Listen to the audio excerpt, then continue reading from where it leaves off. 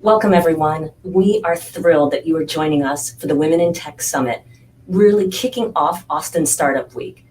I believe at last count, we have over 250 rockstar women that have registered for this event, and I could not be more thrilled than to host this. So my name is Wendy Howell, and I'm the Chief of Staff for Cisco Systems, and I'm also a passionate advocate for all things girl and all things women in technology, entrepreneurship, and STEM. First off, I would like to thank Capital Factory, everyone, the entire team, for continuing to bring us really impactful programming and amazing events. And I think we'll go ahead and move over to some of our housekeeping. So first of all, you are currently in the stage area. Please utilize chat as much as possible. We want to make this quite interactive. So we appreciate you introducing yourself and putting your questions and comments into the chat. If you need to, or if you do get lost as you're popping around between this live thing and also over to the networking, please make sure that you go to the help desk, which is located in the expo area. So I think what we would like to do next is bring up one of our community partners. Her name is Jess Gaffney, and she is the CEO and Executive Director of Women at Austin. Hey, sorry. Hi. Took a minute. I thought we didn't have you. How are you? I'm good, thanks. I was apparently backstage, so no worries at all. Yeah. No worries at all. So great to meet you. And as we had our little exchange previously, you guys are really killing it over at Women at Austin. Thank you. I would love for you to share with our audience, for those who may not be familiar with what Women at Austin is and what they do or what you do, maybe you could share a little bit about the mission, and maybe you could also share a little bit about what I know is a recent win with the launch of Beam. I think our audience would be very excited to hear about this. Yeah, thank you, Wendy. And we have been trying to connect for so long. It's so great to be chatting together. Absolutely. So yeah, hi everybody, I'm Jess. I lead Women at Austin. We are a 501c3 nonprofit that advances women entrepreneurs that are striving to scale their companies. So, we really focus on women founders that are looking to grow large companies at a fast rate. And our specific focus is definitely on fundraising, so raising capital. And of course, as most women know that are passionate about women founders, on the macro level, the statistics about women founders being funded are just embarrassing for 2020, really. The percentage of women founders that are funded at the venture capital level is, less than 4%, and about 20% for angel funding. And, we early on, when I joined Women at Austin about a year ago, we did focus groups with women founders, and we've done qualitative and quantitative research ever since. And it just over and over confirms that early stage capital is the biggest barrier for women founders that want to scale. So as you said, I'm just thrilled that we launched our newest initiative called Beam Angel Network last month. And this is something we had been working on well before COVID. It was just like a sparkle of an idea when I first joined, and I'm just like over the moon that we were able to make it happen. And not only that, but just the momentum around it has been amazing. And have you seen, because of everything that we're all now dealing with under COVID, have you seen any glitches or slowdowns, or what challenges have you seen? Yeah, when COVID happened, as I mentioned, we had already been working on this like full steam ahead, and I was just like, oh geez, what is going to happen now? Because we were already seeing so many of our founders suffering so much, right? And what we have found, which has been amazing, is that I think a lot of investors are really reprioritizing their values and thinking through where they want to put their money and their time. So we have had an outpouring of investors that now really want to support women founders, not only through their checkbooks, but through their networks and their connections. And so we've seen, even more than we expected. And, we're close to confirming over $1 million in investment commitments. So it's just, thrilling. And, what I think also has been so inspiring to me is that, the investors, like I said, are not just like, I want to write a check. They're like, how else can I help? They want to be involved, which is so much. I mean, the check is very impactful, obviously, but it's that engagement and interaction and really wanting to support the entire org. I think that's fantastic. Exactly. And, for women too, it's just having that stamp of approval too, because these are women that most likely want to move on and raise a institutional round or, venture capital round. So this would be the first step in that journey. And, having that stamp of approval that you have this, these investors that have already written you a check and are working with you and and are mentors for you is really priceless when it comes to raising an institutional round, for sure. Absolutely. What do you anticipate from a growth perspective for your particular organization? Are you expanding from a people perspective or just, looking to expand the portfolio? Yeah. So, one of the things I'm most excited about is that we're expanding geographically. So obviously, Women at Austin is headquartered in Austin, but the Beam Angel Network is focused on supporting women founders throughout the state of Texas. And I think a silver lining with COVID is also that we really moved a lot more, virtually faster than we planned to. So we also have, now been able to expand our other programs, beyond just Austin and in person. So I think, geographically is a big one for us. But yes, we also hope to grow our team and really our community, because now we have all these new investor members. So so it's today Austin, tomorrow Texas, then the States, and then the globe. How about that? Exactly. Fantastic. Well, women are taking over the world, so as they exactly should. So as it should be. So thank you very much. We're so happy to have you be, one of our community partners. You're doing amazing work. I know you guys did not form that long ago, so what you have accomplished thus far is pretty fantastic and pretty stellar. So, shout out to you. Kudos to your entire organization. Thanks for making my Monday. Yeah. And if anyone wants to find out more, please go to womenataustin.org to get involved, whether you're a founder, join our membership, whether you're an investor, become an investor member, a sponsor. There's so many ways to get involved. So thank you for having me. I really appreciate it.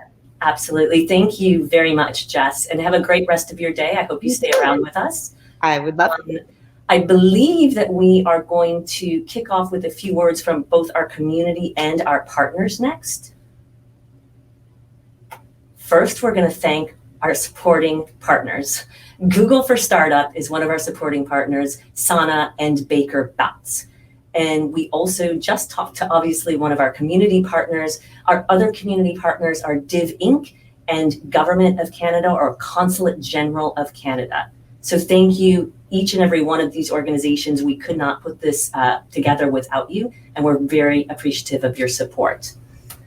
And now I think we will have some opening remarks. I will go ahead and introduce Josh Bear, although I will say I don't think there's really any introduction required for most of us. Josh Bear is a friend, and he's the founder of Capital Factory. He started his first company at Carnegie Mellon and has been a serial entrepreneur ever since. In fact, Josh is almost single-handedly responsible for really starting to build the ecosystem, the startup ecosystem, not just in ATX, but statewide. So welcome, Josh, and we're looking forward to hearing your opening comments. Howdy. My name's Joshua Bear, and I'm the founder and CEO of Capital Factory. Capital Factory is the center of gravity for entrepreneurs in Texas, the #1 state for startups in the US. Thousands of entrepreneurs, programmers, and designers gather day and night, in person and online, for meetups, classes, and coworking. And with boots on the ground in Austin, Dallas, and Houston, we meet the best entrepreneurs in Texas and introduce them to investors, customers, talent, and mentors, the people that they really need to meet most. According to Pitchbook, we've been the most active early stage investor in Texas since 2010. Now, this Women in Tech Summit is a really important part of our strategy for meeting all the best entrepreneurs and filling the pipeline full of incredible people that can be part of all the teams that we're building. You know, tech and entrepreneurship aren't really known for being the best at diversity and inclusion. It's somewhere that we need to be really intentional if we're going to excel and improve. And so this is an important part of the strategy. We've been doing this for a few years, and when we do it in person, this is always one of the biggest and best events of the year. The room, it's packed. You can feel the energy. I just love it. And I'm so looking forward to this virtual event that we're doing now that actually opens up the door so it can reach even more people and help bring more amazing people into our community. Now, something about me, you can always tell what's the most important thing I'm doing that day by what t-shirt I'm wearing. And this t-shirt is actually one I don't bring out that often. It's the first t-shirt from the first Women in Tech event we ever did in 2016. And so it's a Ms. Pac-Man board that turned into the Capital Factory logo. So you ever see somebody with one of these, you know they are seriously old school Capital Factory. Now, we've got an awesome lineup ahead for you today, some incredible speakers. I'm going to tell you about those. But first, I want to thank our sponsors because we couldn't do this without them. And we've got some awesome partners that help make it happen too. But first up is Google for Startups. Google they're an awesome partner. They help a lot of things happen here, but in particular, they really have an emphasis on diversity, equity, and inclusion. And this isn't the only program that they've supported at Capital Factory. So thank you, Google for Startups. Also, big shout out to Baker Botts on our Innovation Council, the Consulate General of Canada based in Dallas, Sana Benefits, awesome startup here in the Austin community that just raised a big round of funding and it has a great product for startups. So thank you all for being part of this. Also, our partners, Div Inc. and Women at Austin, they're key to making all of this happen. Thank you, all of you, for being here and helping to put this on. Now, the lineup today. First up, we've got ShearShare's COO and co-founder, Courtney Caldwell. Courtney is amazing. You are really in for a treat. She's won tons of accolades. Their company has won tons of awards. We invested $100,000 in their company, and I know quite a few other high-profile investors have too. Most recently, they were selected as one of 10 companies to be in Google for Startups' first accelerator for Black founders. So really excited to see what comes out of that and to hear from Courtney later today.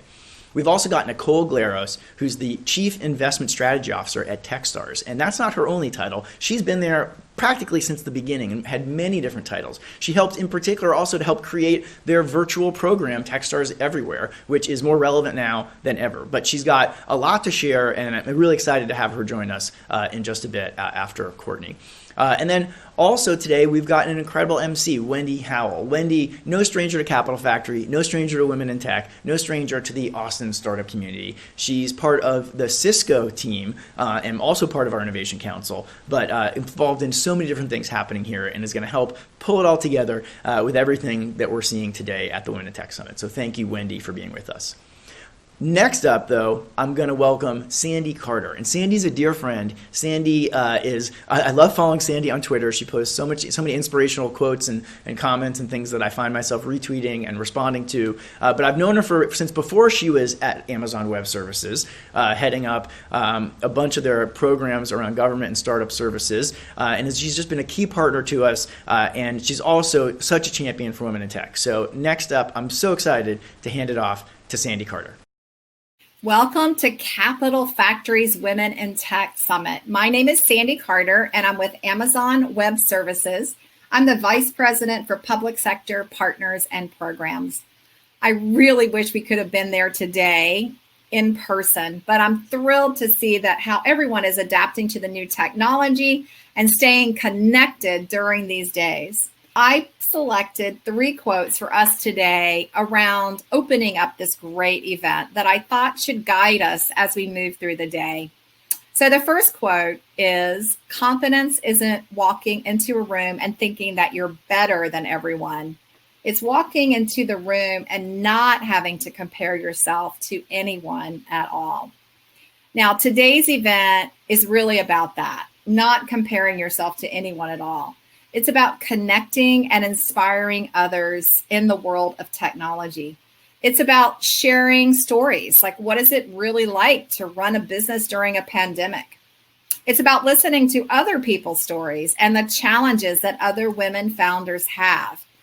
Now, my second quote is around another value point that I hope that we adhere to, which says, it's not about someone making a difference on their own. It's about everyone pulling together to make a difference together. So you probably know that the tech industry is changing so fast. And I can't even tell you how many new things I've learned during the pandemic. Innovation is just happening at the speed of light. But, for many women, technology and the startup space can also be a very lonely place. So today we want everyone to pull together to make a difference. And thanks to Capital Factory and events like today, you can make that difference and together.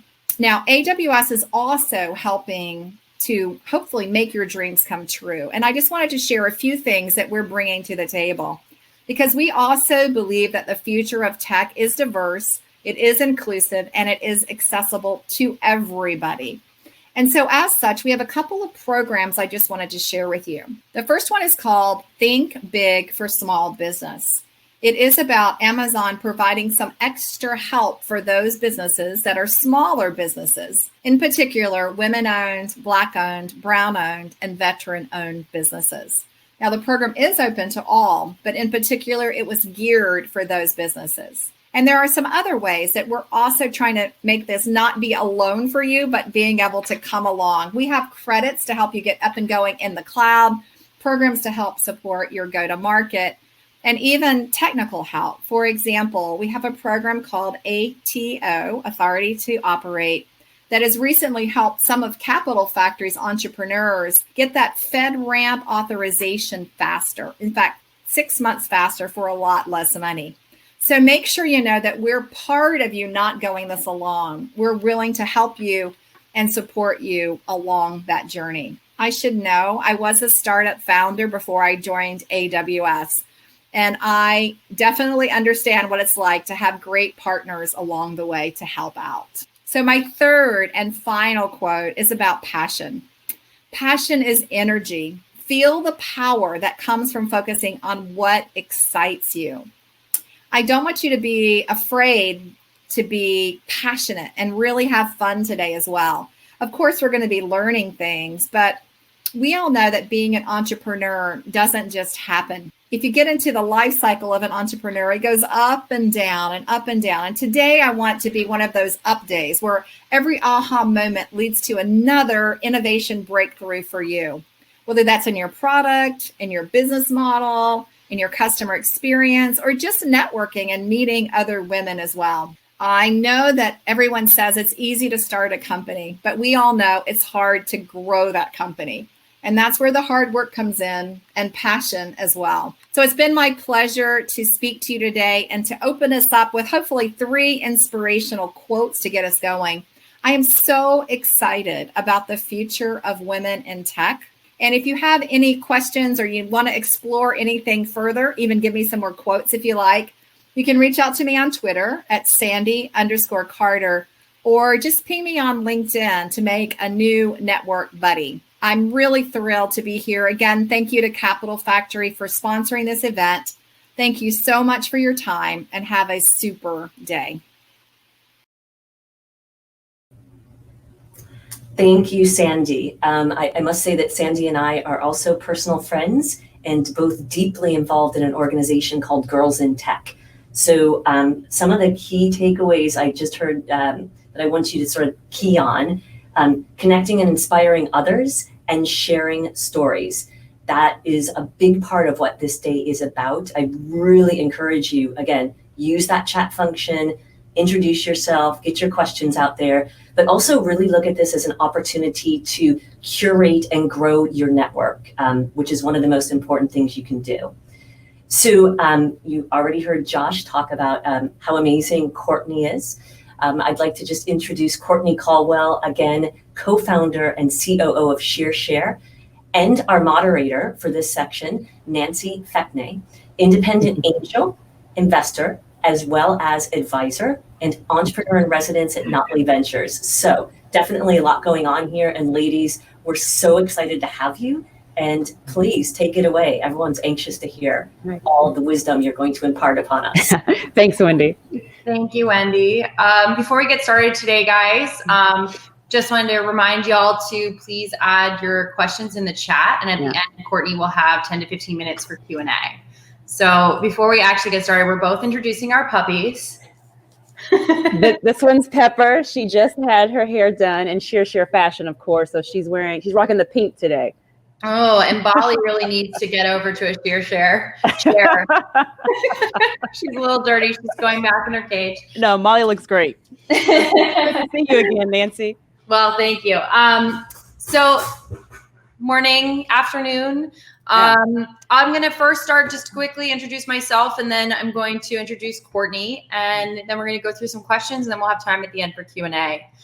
I'm new to Austin. I arrived here via London and San Francisco. My background is that I've started 4 companies. I've worked for a handful of VC firms, most notably Kleiner Perkins, GE Ventures, and I launched Flight Ventures European office alongside Gil Pacino, who's a prolific angel investor. Some people might know that name.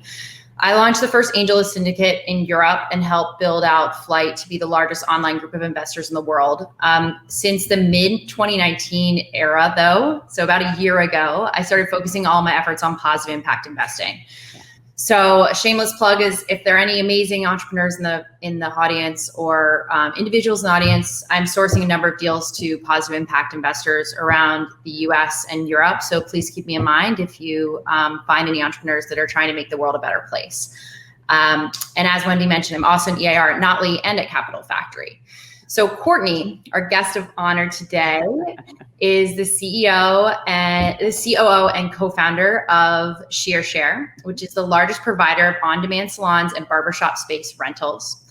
She spent nearly 2 decades building winning teams in tech marketing and has held leadership positions in both early stage and late stage technology organizations, ranging from VP of marketing for Marketing Advocate, Global Director of Oracle's Worldwide Digital Marketing Strategy Innovation Groups, Head of Digital Demand Generation at Right Now Technologies.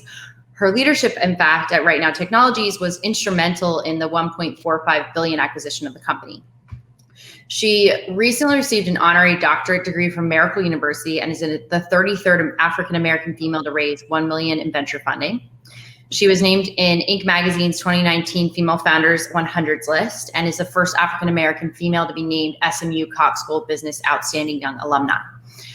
Courtney lives in Texas with her co-founder husband, Dr. Ty Caldwell, and is mom to their 19-year-old son, Trey, who is a cadet and football player at the United States Air Force Academy. Yep.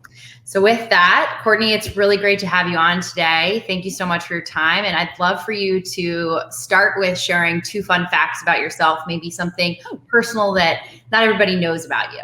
Okay, 2 fun facts. I love this. Most people don't know that I'm a military brat. So yeah, our son's a cadet out at USAFA. But my father was a doctor in the Army, and I actually was born in Santa Cruz, California. Most people don't even know that Santa Cruz is very much like the hippiest part of the country. Every time I land back in Santa Cruz, I feel like I am home. The air just feels differently out there. So that's thing 1. And thing 2 is that I make a mean vegan Butterfinger bar. So, ooh. Yes, we'll have to share recipes later. Yes, please. Is it gluten-free too? It is. Yes. It's I'm all there. free. It's free of everything except taste. The taste is phenomenal. Oh, wow. Okay. Can't wait. Okay. And then one other thing, and I have to call you out for this because we had a chat in the green room earlier, and it was really interesting. You said that a crush, in fact, kind of got you into entrepreneurship. So I'd love for you to share a little bit about that story with the audience. Yeah, it's crazy. So I was never the gal or the young kid who thought, I'm going to grow up and be an entrepreneur, right? I always said I'm going to end up being the head of marketing somewhere, the CMO. And once I hit that echelon, I said, well, what's next? The first time I can't even say heard, the first time I paid attention to the word entrepreneurship was actually when I was an undergrad at SMU. there was a gentleman there my first year on campus who I had a little crush on, and we couldn't find time to coordinate our schedule. So he said, hey, if you want to hang out, you can, join me in my entrepreneurship class. And I sat in on entrepreneurship class. Nice. And here we are today. But I do have to credit my husband for teaching me all things about entrepreneurship. If anyone has met Dr. Ty, they know that he is the most unemployable person in the world, and he takes risks like no other. So being able to see him model that out for decades before we decided to start ShearShare, I'm so happy I had that example. Well, we're all very happy to have you in the entrepreneurial world now. So speaking of, would love it if you could introduce all of us to ShearShare. Just tell us a little bit about what it is and give us a little bit of background. I love that. Yes. So ShearShare, and I want everybody to go out and download the app or tell your stylist about us. We're the first B2B mobile app that lets stylists rent space to work by the day. Crazy, right? So we're affectionately known in the industry as Hair B&B, if you can imagine that. Our salon and barbershop owners love us because we take their empty space, their empty station, an extra barber chair, and we fill it by the day, right? So we're helping them to monetize excess capacity. And that is so vitally important, especially in a post-COVID world. On the flip side of that, stylists love ShearShare because they don't have to sign a long-term contract.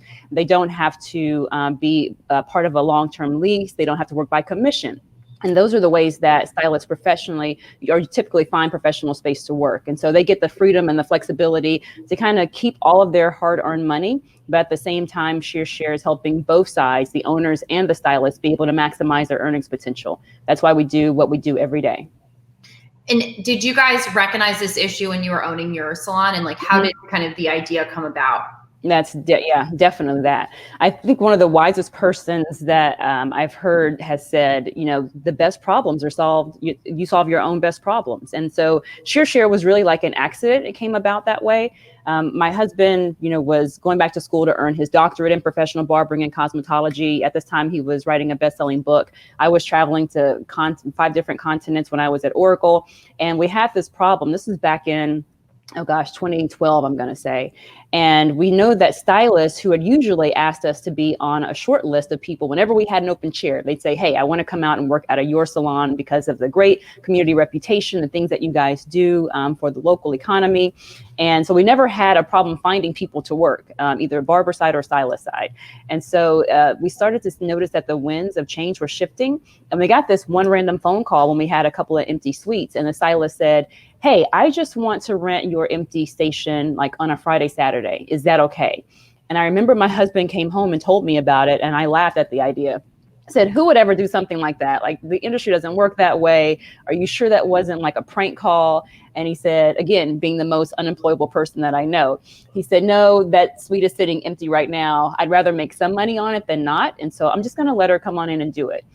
He loved the experience so much. The stylist loved the experience so much that she started sharing our personal mobile numbers with all of her stylist friends. And so for 3 years, we were kind of serving as a concierge service. People would say, hey, Courtney, I need a space in Fort Myers, Florida. That has wheelchair accessibility, and I don't want to spend more than $60. Or, hey, Ty, I'm going out for the ESPY Awards, and I have a couple of celebrity clients. I need to rent out the entire salon because they have to have, that privacy and security. And so we did that for 3 years until we said, wait a minute, this is starting to feel like a full-time job. Like, go find the app that does what we do so that by the time someone calls again, we can kind of push them in the right direction. And of course, we went to Google first and could not find it. And that was the aha moment for us. We said, well, by golly, we have to create it. We know there's such a huge need for it. That's awesome. Yeah, it's a great story. So, it's kind of hard not to bring up COVID, given we're all doing this over video and normally we'd be in person. Right. So I'm just curious, like, how has the pandemic impacted your business? How has it impacted, I guess, first let's talk about the business, then how has it impacted your team and like your growth strategy? Yeah, well, definitely COVID is something that, we talk about every day. It's hard not to. Every state had to close due to the stay-at-home mandates, right? So that meant that salons were shut down, barbershops were shut down, spas were shut down. And that meant that the people that we serve every day were not able to have a professional space to go do their work. Instead of saying, you know what, the sky is falling, woe is me, we turned outward and we said, okay, guys, how can we best help you, right? How can ShearShare better serve you? And so they started asking us questions. They're like, well, I'm really struggling with thinking about how do I transition some aspects of my retail business online? I've heard of the term e-commerce, but I'm not really sure. I kind of let Amazon handle all that, but I have my own independent products. So how do I sell those? They also asked us about PPP, right, and EIDL, because they kept hearing these letters over and over again on the news, and they kept asking us, well, is that applicable to me? Do I have access to that? And so I'm very proud to say that, over the course of the COVID quarter, as we like to call it, we actually created over 100 business resources to help stylists build and grow their business from behind the chair, right? So I'm not teaching you, Nancy, how to do the next greatest blowout, right? I'm helping you understand why it's important to have a personal relationship with your banker, and how you can transition some aspects of your business online. And we also helped over 125 ShearSharers, or stylists as we call them, actually get access to PPP funds after being denied previously. So super excited about the work that we've done there. And that really has led us to do a couple of things within the app. So now we have a virtual beauty supply store on the platform, and whereby, maybe we had some stylists who had a phenomenal independent product and they couldn't just walk into a Target, right, and get shelf space, but they can put that product onto the ShearShare platform and get tons of eyeballs. And the eyeballs that they're getting is like the perfect pond to fish out of, because it's licensed beauty and licensed barbering professionals, period. And then we turned and said, okay, team members, we're already remote anyway. Our team has been 100% remote since day one. And even when I was at Oracle way back in the day, feels like, I used to manage remote and contingent workforces. And so it wasn't anything strange to us, but this was different because of the heaviness and the weight that we all felt every day. And so we started instituting, daily stand-ups, right? So just like 5 minutes, everybody get on at the same time every day. Let's talk through, what it is that you're doing to impact the business that day. By the way, how is everybody doing? Like Ty did personal one-on-one check-ins with everybody and still consistently does that. And I think that's very important. Like some people can just say, oh yeah, we had a daily stand-up just so the team can tell us what we're all working on. But really in this moment in time, it was important to hear people's voices, right? So if Nancy's saying, oh, I'm working on X marketing campaign or this project, but if you sounded really down, or I could hear some kind of emotion in that, then I'd follow up with you, afterwards. Now that was so very important, because making sure the team continued to coalesce was the only thing that was going to help us get through this. And then we also instituted a brain vacation credit. We said, for our employee health and happiness, especially around this time, and this is something that we're going to continue on. We started in COVID and it's going to continue to last. We said, if there is something that you want to do, like a hobby, or maybe you sew, we found out that a lot of our engineers love to cook. And so they were using the funds for cooking classes online. Or maybe you wanted to buy a piece of film equipment. This is just something that we wanted to provide to our team members, so they have a place to go where they didn't have to think about what's going on in the world. They didn't have to think about just work. At the end of the day, they could just kind of debrief and kind of take a aha moment to themselves and do something fun. And so I was really excited about that. That's been really good for our team, both mentally and emotionally. I love that. I'm going to have to just do a summary of the 3 things I took away from that. I think are really good. I mean, daily stand-ups and startups are very common, but it's very important to do during COVID. Yeah. You were following up with people when they sounded like they needed that, extra support, which I think is really important. And, mental health is such a problem with entrepreneurs. So I think, having that recognition and understanding that, and then going and making sure your team's okay is really big. And I love the brain vacation credit. I'd not heard that one. I love that. Yeah. It's really cool. Thank you for sharing that. Definitely. On this future of work topic, where a lot of teams are completely remote now, and the last company I built 100% remote from the beginning as well. Although we didn't have the brain vacay credit, I'm gonna have to steal you got to implement that. Yeah, I like it a lot. Especially with COVID world, that's what we're going to see now. Yeah, and definitely. You've talked a little bit about how you pivoted. What else did you do, or how does this play out in your industry as a whole? Yeah. So, everybody's at home, right? So people were on their phones, right? Unfortunately, again, stylists couldn't go to the salon or couldn't go to the barbershop and do what they love, which is having their hands in someone's head. And so we just continued that conversation with our community. And we built up an even stronger base and asked questions around, How are you thinking about going back to work after this is all said and done? Are you feeling that you are being supported, in this industry? How else can we help you? And something that was really interesting as a takeaway was that we learned that stylists were completely reimagining not just how they wanted to work, but where they wanted to work. They were reimagining how they wanted to pay for this new workspace. And a lot of people were saying, I have enjoyed this time at home. Like, yes, it's a huge pandemic that has affected everyone and is forcing everyone to go inward. But I'm enjoying the quality time that I have with my family. And so forget working the 14-hour days every day. I'm instead going to go to a 3 to 4 day work week. I said, okay, that makes sense. And then instead of traveling, sometimes, it could be up to an hour to see a client. They would now say, I want to only travel within 15 miles of where I'm based. And then they have a certain price point, right? Because there's definitely a price sensitivity, especially right now. And no one wants to sign a long-term contract anymore, especially our ShearShare family out in California, because they have no idea if COVID hits again, or if my county has a spike in COVID cases, what that means for my space that I just rented for the next 2 years. And now I'm having to pay a monthly booth rental when I'm not even able to work out of that space. And unfortunately, some of the property management has not been as friendly to some of our ShearShare family, and that's a deterrent. But people are choosing to make sure that they can have an on-demand model, whatever that is. And so, although back in 2012, when we started this thing called ShearShare manually, we had no idea that in 2020 that we would be helping to, kind of refuel industry recovery across 625 cities now. Never would have imagined that. But every day we're helping a stylist get back to work and accelerate their economic mobility. Every day we're helping a salon and barbershop owner who has empty space, who's trying their darndest to recover, be able to fill that and help with that overhead cost so they can keep their small businesses open. Beauty and barbering is the second largest industry for independent contractors and freelancers. And my gosh, if we disappeared overnight, first of all, the world would look like a different place, aesthetically speaking. But secondly, that's a big chunk of change out of the American economy. I mean, you go to any city, right? You go to any city and drive through the main street, you're going to see a couple of things. You'll always see probably a Dairy Queen. You'll always see a post office. Hopefully that will stay consistent. You see some kind of worship service building, but then you always see the local salon or the mom and pop barbershop. And so we are that much built into the fabric of the American economy. And so again, our team at ShearShare is doing what we can to help keep our small businesses open.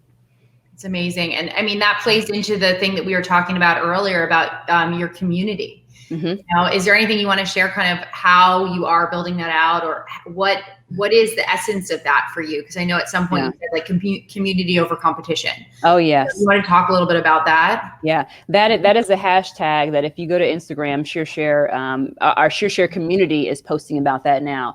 It was really, coming on the back of the COVID quarter, but really helping to support these individual business owners. Because even the stylist, right, is a solopreneur. The stylist himself is a small business unto him or herself. Mm-hmm. And so how can we best support that individual? There are plenty of heads in the world to do. There are plenty of hands in the world so that you have plenty of nails to do. There are plenty of people who need massages. There are plenty of people who need facials. And so it's not this, you can't feel like, and our industry feels this, that you can't feel like, well, if Nancy is going to Courtney to get her hair done, then that's money lost out of my pocket. It's not, because there are plenty of people, and they're being born every day, who are constantly going to need a haircut. I'm constantly going to need my grays colored. I'm constantly going to get a lot of hair, Courtney. Right. I got you covered, Nancy. I got you covered. But it's so important that we come together, though, because in these moments, especially in these moments, it's the community that helps kind of undergird the masses.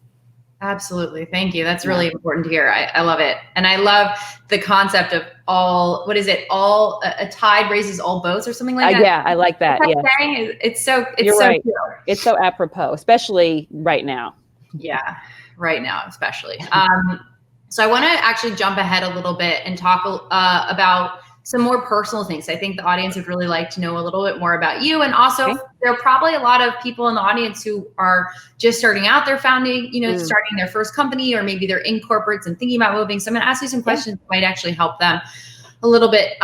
So something that sets you apart and we discussed a little bit what it's like to be married to your co-founder. And we caught up in the green room about this one as well. And there's a negative stigma about it in the investor world. You know, we look at it, crazy. Like, oh no, like what if the marriage goes wrong, or what if they start fighting because they're running a business together? And let's just put it all out there. Like, what's it really like? Oh my, okay. So first of all, I would say that if I had to really boil it down, I'd say that ShearShare is like our third startup, right? Like our first startup is our marriage, right? Our second startup is our son, and he's been acquired. He's at the Air Force Academy. and our third startup just happens to be ShearShare. Like for me, I remember going into meetings, especially out in the Valley, and they would look across the table because they would hear us introduce ourselves and say, "So are you guys brother and sister? Are you guys married?" And say, "Oh no, we're married." And then by the end of the meeting, they'd say, "You know what? Like, love the idea. I totally understand the problem that you guys are solving. You guys are clearly the best ones to do this, but we don't invest in married co-founders." And then out of the other side of their mouth, they would say, "You know, the best kind of co-founding relationships is kind of like you're in a marriage." And I'm like, well, that's us. Like, ding, ding, ding, you know, check that box. I honestly have to say that I would do this with my husband 10,000 times over. Like, I never have to worry, does he have more equity than me? I never have to worry about, well, he's not putting in enough work, or he's not working as hard, or he's not as passionate about this as I am. I never have to worry about, you know, if he would ever do anything to sacrifice, you know, the company or the brand. Like, we together are building a legacy that just happens to have a long-term impact on the best industry we feel in the entire world. This man right here, I mean, he's the kind of person who, like, I trust him with my life, right? And so at the end of the day, ShearShare is just a series of decisions on the business level. And so why would I not trust him with those types of decisions as well? And I also think too that we do so good about running in our own lane, right? So, you know, he is clearly visionary. He is clearly subject matter expertise when it comes to all things beauty and barbering. And I love the marketing and operations side. And so we're literally just running every day right next to each other as fast as we can, never having to kind of step and cross over in each person's path. And it just works for us. I wish there were more married co-founding teams than not. I wish we were not the unicorn or the anomaly. Yeah. Well, I can understand the argument for it a lot. And I think I joke that my last company, I feel like I was married to my CTO, even though he had his own wife, you know, but I actually spoke to him more than my own boyfriend. And so I think, you know, it makes a lot of sense. Communication's already there. You already know each other really well. You don't have a lot of those hiccups in getting to know each other. And you know that you're going to be together. So period. And I know where the man sleeps. So exactly. There you go. So speaking of sleep, and you know, this is a big mental health topic. And I think, you know, as I mentioned earlier, we talked about entrepreneurship has a lot of, you know, there's a lot of mental health issues in the space. So I want to ask you two questions, and I'll give you the second one again. But first, talk to us about what was the hardest challenge you faced as a founder. And then let's kind of go into what do you do for your team beyond what you've just mentioned, because I saw an audience question about this as well, about keeping the morale high. Yeah, sure. So, mental health. Oof, that's such a big topic, especially now. You know, I've been reading a lot of reports and this idea that psychologists have around surge capacity, if you guys have heard about that. But they're saying that, you know, our surge capacity as, you know, as an entire community has been depleted. You know, we've been used to kind of working really hard and then having that little bit that we kind of have to tap into when things get really, really rough. But it's never had to last for an entire, you know, what are we in, month 6, 7 of COVID. And so surge capacity is a very real thing. So we try to tell our team members, look, whatever you are doing today for self-care, up level that, you know, like go a step further, because we do not want you to hit burnout. We don't want to hit burnout. I mean, we have to take note of our overall wellness and our mental health. And so we like to do a little test with our team members to say, okay, and one part of helping to keep morale high is making sure that everybody is healthy. And Ty and I will always tell our team members, look, this business is only as healthy as all of us are, right? So collectively. So if at the end of the day, if you can do these 5 things well, you can, you know, give yourself a pat on the shoulder. You have to be eating well, right? And that's not just like processed foods all the time, because that stuff really does impact our health. It impacts the way we think. It impacts our clarity of thought. You have to be hydrating well, and wine does not count, as my coach once told me. I tried to put in a really good plug for wine, so I'm like, it's not technically a fruit, but is agave. I mean, that's sugar. She said water was what she meant by the hydration. So you have to eat well. You need to be hydrating well.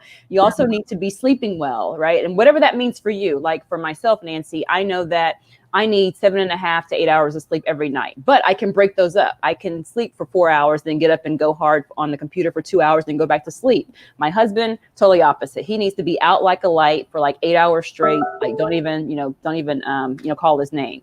You also need to socialize well, right? So we can get, especially as entrepreneurs, we can get so bogged down with, oh my goodness, I need to handle this fire. I have to go put this out, or I have these series of Zoom meetings today. But it's so important to kind of take a step back and breathe a little bit and go hang out with a good girlfriend of yours, or go hang out with a good guy friend of yours, or just go see your family and say, hey, we're just here to talk about, the us in the room and not necessarily anything work related. And then you also have to be moving well. So that's the fifth thing. And that doesn't mean that you have to go out and run a marathon, right? You can just take your dog for a walk around the neighborhood. But there's something about making sure you do those 5 things well that has really helped our team just be consistent. And really the devil's in the details. It's doing those small things every single day that gets you across the finish line. And here we are already in October, and we started having these conversations with our team back in March. Awesome. And even despite COVID, it's just important to incorporate all of these things that you're talking about. Completely. Yeah. So I think that is your hardest challenge then, would you say, as a founder? Yeah. And especially when we first started, because my husband and I are not technical co-founders, right? When we heard about this whole world called the startup ecosystem, we had no idea what that was. We had kind of heard about Silicon Valley, but it wasn't anything that we had aspired to do. And so when we first went into, different accelerator programs, and we've been through YC Fellowship and 500 Startups, Batch 19, hey, 500. There were a lot of founders who maybe they ascribed to like the murder mentality, I call it, which is you work 22 hours a day and you get maybe 15 minutes of sleep, like cat naps were like the really cool thing to do. And doesn't matter what you eat, like, as long as you eat something. So grabbing that Snickers bar and that bag of chips is going to be okay. But my husband and I are a little bit longer in the tooth, right? And like our son is almost 20. And so I can't afford to like sleep on the floor or sleep on the sofa or get 2 hours of sleep every night. Like my body would not do me well, would not serve me well. And so, everyone that we talk to who is looking to start their own business, or just even, who's killing it in corporate America and working really hard, because I've been there before. Right. It's you got to get out of that murder mentality, because that does not serve anyone well. In order for us to be our best self, we have to be feeding ourselves first. Well, on that note, can you tell us, you told me about a silver rule earlier, and I kind of want you to share that with the audience about culture, because that's also another question we're getting from the audience, is talk a little bit about the culture, but what's that silver rule that you told me about? Oh, yeah. So it's really, it's really about, how do you build that unique community that's within your organization, right? Which then in turn continue to build this moat that you have when you're servicing, your industry. And so my husband and I just looked at each other one day and said, how we need to build this team. Like, yes, we can sit down and write a mission and a vision statement. Everybody does that. We have those. That's important. But just what is the undergirding? What's the typical DNA of ShearShare? We said, well, let's go back and look at our first 2 startups, our marriage and our son, and what has been consistent there. And everybody knows the golden rule, but the silver rule in our house and the silver rule in our company at ShearShare is that you have to always leave people, places, and things better off than when you found them. That has bred over into the way we hire, right? So, there may be people who may not have, 10 or 20 years experience in servicing like customer support team members, right? But we have, I tell you, one of the best hires we did used to be a registered nurse. And when I tell you her bedside manner, like being able to transition that over to being the top service provider for ShearShare, I mean, it's unreal. But again, it is making sure that you have that basis, right? So we base everything on this decision, are we leaving someone better off than when we found them? Whether that's tech, like are we getting easy to use technology into the hands of stylists everywhere? Yes. Are we helping stylists to make more money and helping salon owners make more money or maximize that excess capacity space? Yes. Are we helping to build a community up so that, there are people who can continue to operate their passion while being able to feed their families? At the end of the day, that's all that really matters. And so that really is a part of the fabric of ShearShare. Awesome. So I'm gonna continue to hit you up with some questions. I'm also going to incorporate the ones that have come in from the audience, since this is our last 10 minutes. Okay. Before we move on from the culture comment and the remote teams entirely, really quick, Autumn wanted to know how you keep your team connected beyond the stand-ups. Oh, yes. So Autumn, we are on Slack. Like, we are a huge Slack organization. We were really smart about how we organize first the channels that are in our Slack flow. So that was thing one. But everyone starts with a daily stand-up. We do have our weekly calls, our internal weekly calls. So marketing will have a team call, product has a team call, technology, et cetera, et cetera. But Slack, email, and then we use Google Hangouts a lot. For like a quick check-in, or that's like our, run-by meeting, right? Or our drive-by meeting, if you will. That if we were in person, it would be easy to stop by somebody's, office and poke your head in. And now we just grab them on Google Hangouts for a really quick drive-by meeting. But those are the ways that we stay connected. It's super important. And then we also just kind of send love gifts, to our team as well, right? So it's not even, oh, it's your birthday, Nancy, I'm going to send you flowers. It's just, hey, it's Monday. And I know, some things can be really hard. Or, hey, Jasmine, I know that you crushed it in your goals, your OKRs last quarter. So I'm just going to, send you a box of chocolates. Right. And so just those little things, kind of like the same things that you would do in a marriage to continue to keep, that other person top of mind. Right. We do that with our team and just make sure that we are consistently checking in, because communication is what is going to get us all through this. Communication and that sense of community. Cool. Okay. I think we're going to have time for like one or two more questions, because there are a few more that I want to get in as well. So one of them from the audience is, you came from the corporate world. You had 20 plus years in corporate America. Yeah. Do you have some advice for those people moving from corporate into startup? Yeah, do it. I mean, I think back now, and that was the scariest thing for me. It was especially scary when my husband said, and again, we did not come from the world of startups. We kind of just jumped in and were very much introduced, orientation by fire hose. But it was really scary when he said, let's go out and build the app. And again, we're not two technical co-founders, so we had to go pay for that. So that meant draining, our savings account. And then he said, I think we need to drain the 401k. And that was it. For me, I was like, oh no, I know this is, we cannot go past this line, because, we have our very standard way of doing things, how much goes into this account every month. And so my rigidness in having those golden handcuffs, I call it, it was really hard for me to move past. But again, I had that example of him all these years, being a risk taker and an entrepreneur himself, where I said, well, if I'm going to trust anybody, it's going to be him. And if I'm going to trust anybody, it's going to be me, right? I'm going to work. I can't find anyone who outworks myself when it comes to all things ShearShare. And so making that transition, we did give it some time, right? So it was first him grabbing my hand and saying, we're going to jump off that cliff. But then we tried as much as we could, again, not knowing anything about how to run a tech startup, not knowing anything about the startup community, learning as much as possible. So we are not afraid to ask questions. And if anybody has questions, like you think it's a random question, it's not. And feel free to ask it 10,000 different ways. But you can even email me at Courtney@ShearShare.com for whatever questions that you may have. I would count it an honor to be able to help you figure out what that transition looks like for yourself. And then at the end of the day, honestly, if everything fails, what's the worst thing that can happen? If the worst thing that can happen is that I put my resume back up on LinkedIn, I think I'm okay. I'm gonna go for the gold. That's awesome. Very inspiring. Thank you. Let's see. So I want to make sure we get it in, because I know you have maybe some news for us, something that we could Google perhaps. Do you want to talk about? Yes. And there's a follow-up announcement tomorrow, so I won't steal all of that thunder, but most people we get the top secret. That's right. You get a little bit of a taste. You get a little bit of the tea, right? There you go. So Google actually launched an inaugural Google for Startups Black Accelerator program. It started about 2 months ago or so. We're about to wrap up with demo day on October 15th, but it's all about machine learning and AI. So they sourced like 1,000 applicants. They chose 12 amazing startups. I'm sure all 1,000 were amazing. They chose 12 for this inaugural cohort, and 2 are actually from Texas, ShearShare, and then our friend Mandy Price over at Canaries. And so we're in this program for 10 weeks and we get access to all things Google, right? I mean, I feel like our team has immediately like tripled and quadrupled in size.